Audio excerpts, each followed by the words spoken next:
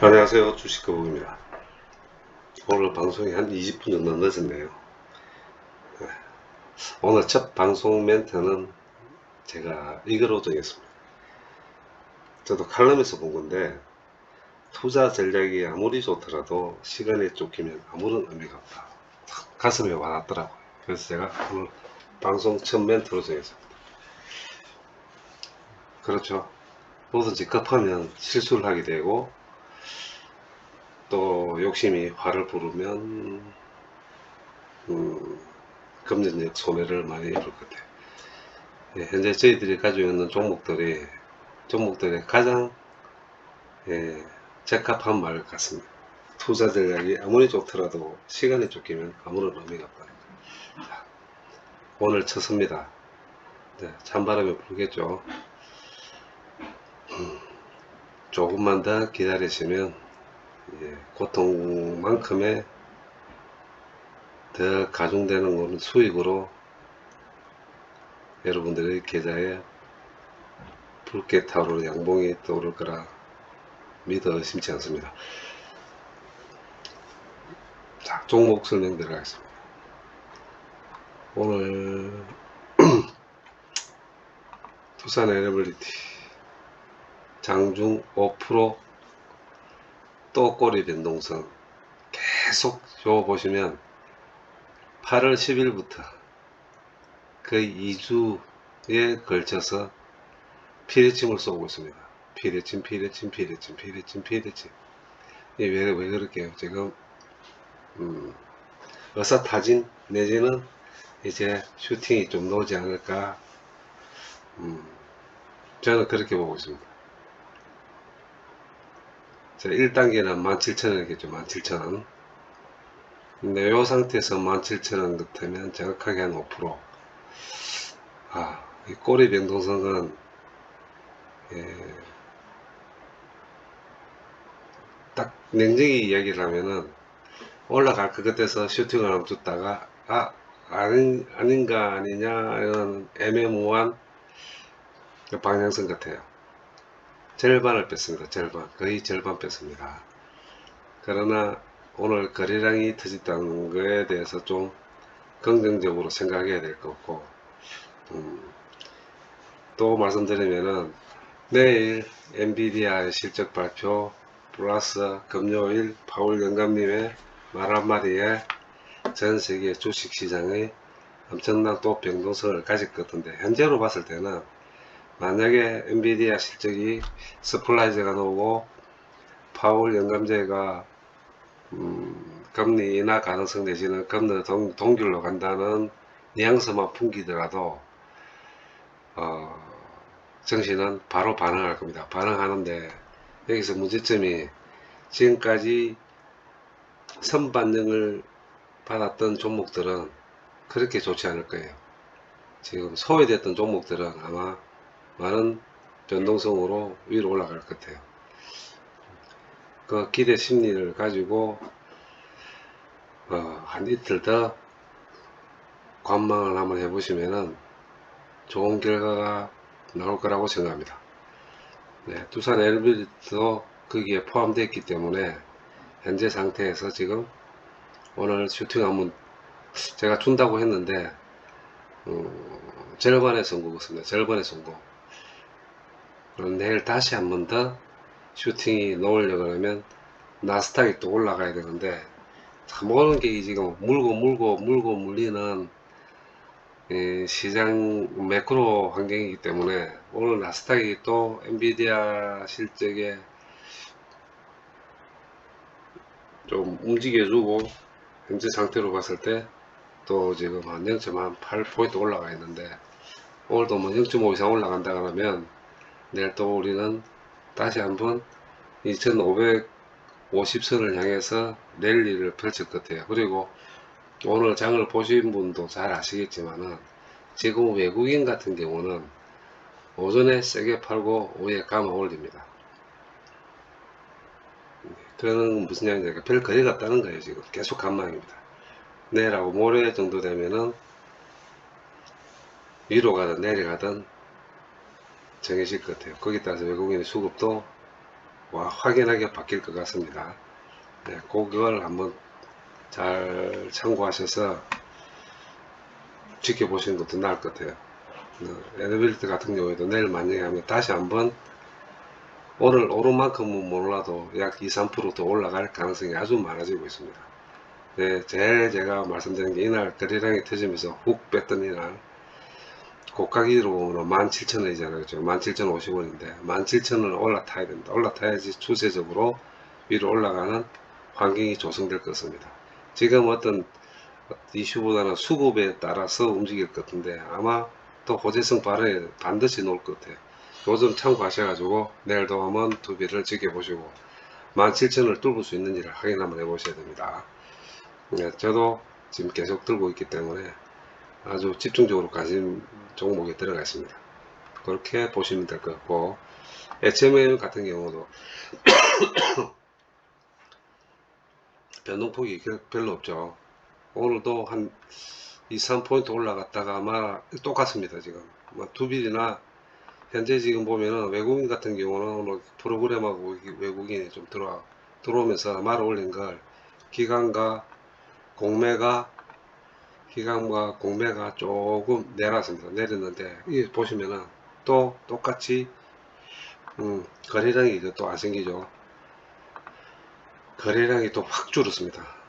확 줄으면 변동폭이 커질 수가 없어요. 근데 대부분의 물론 이 재계엄도 많이 들어가 있는 상태지만은 호가 변동이 별로 없을 때는 그 다음날 호가 변동이 커질 경우가 상당히 많았습니다. 많았기 때문에 현재 상태로 봤을 때는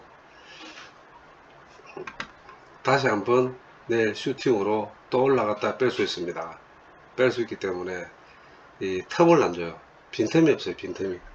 그 왜 그러냐니 거래가 안 터지면 빈틈이 이래 갭이 상방과 하방의 갭의 폭이 그렇게 많지는 않습니다. 이유는 다 하나겠죠. 그죠? 매수와 매도가 거래 없는 건 기계식으로 그냥 돌아갑니다. 자전거래 하듯이 기계식으로 돌아가기 때문에 변동폭이 그리 많이 없고 최대한 안전바로 가다 보면은 이게 꼬리 변동성이 윗꼬리를 달고 많이 내려와요. 그러다가 어떤 이슈 하나 탁 걸렸다 그러면 슈팅이 나와버립니다. 그럴 때는 참고적으로 보실 때 백으로 봐서 꼬리 변동성이 제일 긴 거를 확인해 보시면 요날 19,320원까지가 이날 날 요거를 향해서 돌진한다고. 무슨 말이냐면은 슈팅이 나오게 되면은 19,000원 이상 슈팅이 나오게 됩니다. 근데 그게 전반적으로 우상향을 보는 슈팅이 나오면 괜찮은데 이 꼬리 변동성이 계속 생길 수밖에 없을 거예요. HM 같은 경우는 워낙 이슈 변수가 많기 때문에. 그래서 내려오면 사시고 올라가면 조금씩 팔아가면서 수급을 조절하시는 게 매각 이슈가 완전히 끝나는 그날까지는 조금 기동성 있게 움직이시는 게 좀 나을 거라고 저는 생각합니다. 물론 저도 이럴 때 똑같이 저는 그렇게 움직일 거니까 그 점 참고하시고 제가 오늘 거기 뱀 재판하니 솔직히 제 입장에서 저도 그런 생각을 많이 해보고 방송 중에도 말씀드렸지만은 나라가 움직이는 거예요. 장사 없습니다. 단지 얘들이 솔로몬의 지혜를 할 수 있는 그런 역량이 있는 산업은행 직원들이 있는지 그게 참 반신반의지만은 현재 상태로서는 어제 방송 내용과 같이 하방 압력은 거의 없을 거예요. 이제 최악은 지났습니다. 최악은 지났기 때문에 얼마만큼의 어떤 이슈로 방등을 줄지 네 그게 제일 중요한 것 같고 방송 초자에 제가 전자에 말씀드리지만은 아무리 전략이 좋더라도 시간이 쫓기면은 의미가 없다고 그 말이 계속 제가 제 내래에 박히더라고요. 그래서 좀 더 여유를 가져봅시다. 여유를 가져보고 찬바람이 불면 HMM도 어느 정도 정리가 될 것 같고, 정리가 되려면은 소액 주주들이나 이것도 무시 못합니다. 소액 주주들의 이거 피해도 산업은행이 그렇게 안면 몰수하듯이 자기들이 이익만을 추구할 수 없어요. 국가기관이 움직였다는 거는. 그래서 조금 시간적 여유를 가지고 계신 분들은 지켜보시면 수익을 보는 데는 특별하게, 현재는 힘들지만 향후로 봤을 때는 대부분 제가 알기로는 가장 많이 가지고 있는 매물대라는 게 21,000원대일 겁니다. 그 전까지는 언제든지 올라갈 수 있다고 보셔야 돼요. 그래서 너무 실망할 필요도 없고 기대는 가지셔도 괜찮을 것 같습니다.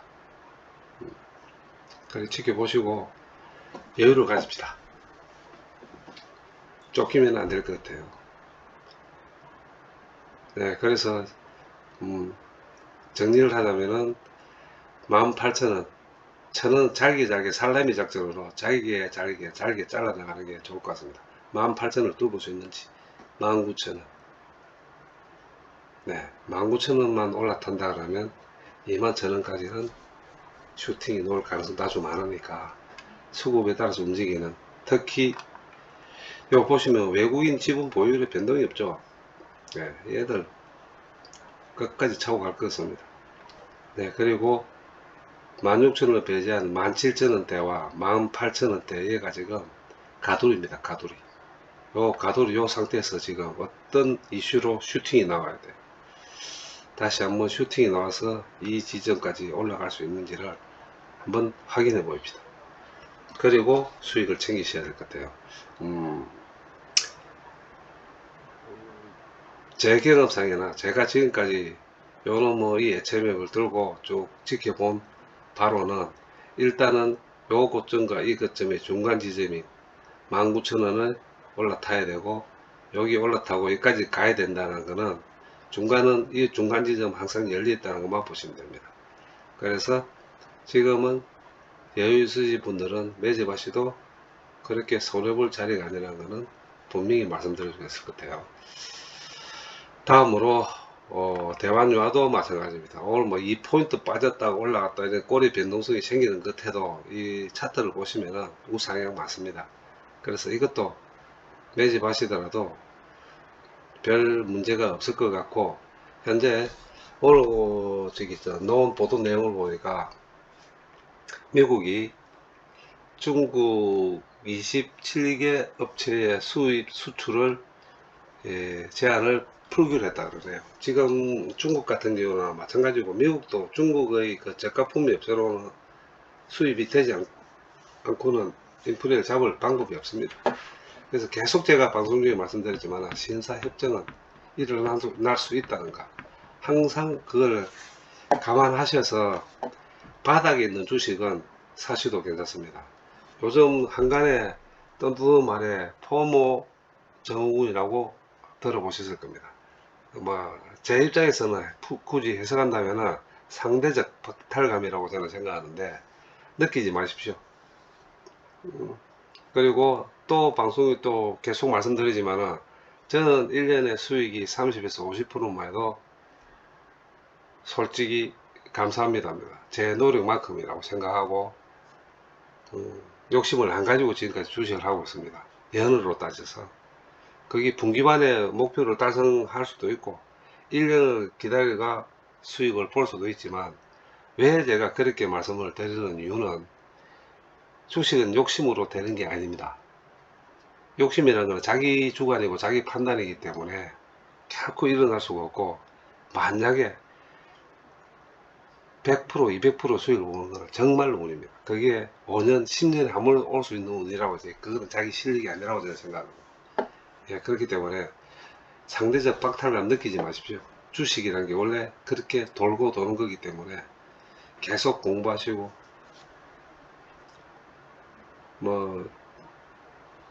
각종 매스컴이나 뉴스를 관심을 두고 공부하시다 보면 눈에 띄는 종목들이 있습니다. 그래서 저도 이래 거의 87개 종목을 매일에 체크를 하는 이유가, 실로 원익 Q&A 제가 그렇게 말씀드렸잖아요. 그쵸? 요때 제가 말씀드렸어요. 요때. 요날. 8월 17일 날. 이날 25,000원, 종가 기준으로 26,000원에서 지금 거의 몇 프로 올랐죠? 한 10% 올랐습니까?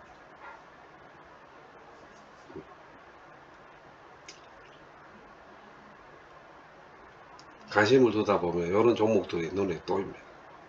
그리고 또 말씀드리는 게 아마 엔비디아 실적이 좋게 나오면은 바로 슈팅 나올 겁니다. 삼성전자에 따라서. 그래서 이런 것들을 지금 제가 반도체 주 종목을 계속 공부하고 있습니다. 계속 공부하고 있고 어느 정도 제 시드들이 정리된다면은 저는 내년을 보고 올해 하반기부터 반도체 쪽 주식을 모아갈 이 시작으로 저는 마음을 굳혔기 때문에 방송 중에 한 번씩 제가 말씀을 드릴게요. 현재 나스닥 같은 경우도 그렇고 거의 1폰트 오르고 외환도 현재 많이 내려왔네요. 이게 내일 반영이 되려면 이게 계속 끌고 가야 되는데 오늘 새벽에 또 어떻게 변동성을 가질지는 모르겠지만 현재 상태로 봤을 때는 내일 외국인 기관들이 매집이 들어올 것 같습니다. 단 새벽에 어떻게 변할지는 모르겠지만 환율이 지금 1330원대 초반까지 내려오고 있어요. 근데 제가 희망적으로 보는 건 10년물 국채금리입니다. 오늘 폭락했습니다. 2포인트. 현재 2포인트 빠졌어요. 4.3m로 완전히 내려버렸는데 이것만 지켜진다면 내일 저희 주식들은 우상향합니다. 이렇게 보시고 제일 중요한 기점이 내일 저녁 엔비디아 실적, 금요일 파월 영감의 한마디, 말 한마디, 요 두 개를 확인하고 주식을 매수하시더라도 그렇게 늦지 않으니까 초장에 말씀드린 시간에 쫓기지 마시고 편안하게 이 밤 보내시길 부탁드리겠습니다. 내일 뵙겠습니다. 감사합니다.